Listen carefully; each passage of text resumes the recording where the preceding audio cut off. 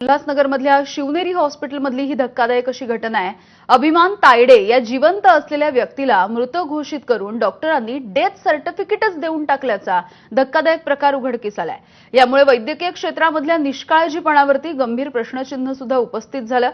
अंत्यसंस्काराची तयारी केली असता रुग्ण जिवंत असल्याचं नातेवाईकांना कळलं आणि तेव्हा तातडीनं अभिमान यांना उल्हासनगरमधल्या एका खासगी रुग्णालयामध्ये दाखल करण्यात आलं। इथे डॉक्टरांनी तातडीनं उपचार सुरू करताच अभिमान तायडे हे पुन्हा एकदा शुद्धीवरती आले।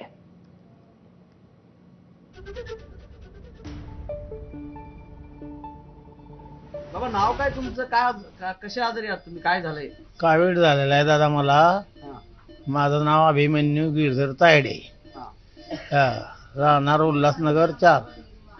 या अगोदर कुठल्या हॉस्पिटल मध्ये होते? कुठल्या हॉस्पिटल मध्ये होते अगोदर? जे हा. सांगितले। आता कशी तब्येत आहे तुमची? आता तब्येत बरी आहे। आता पहिले पप्पाची जेजेची ट्रीटमेंट चालू होती। जेजेवाले बोललेले बाबा तुम्ही घरी घेऊन जा, मेन रिपोर्ट आल्याशिवाय तुम्ही काही करू शकत नाही।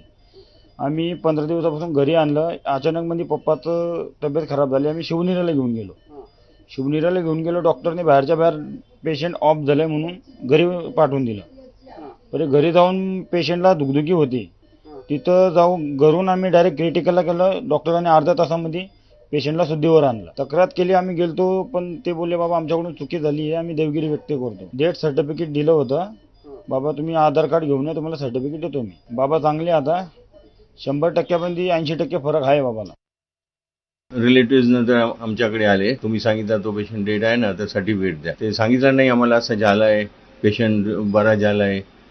सारखं ट्रॅप सारखा म्हणजे आम्हाला ट्रॅप केला। तर मी पण म्हणजे ह्युमॅनिटी सारखं ठीक आहे, मी बघितला होता, मला वाटलं होता नाही आहे, आणि हे लोक पण सांगतात ऑफ झाला आहे। तर आम्ही आधार कार्ड वगैरे बघून डेथ सर्टिफिकेट इश्यू केला।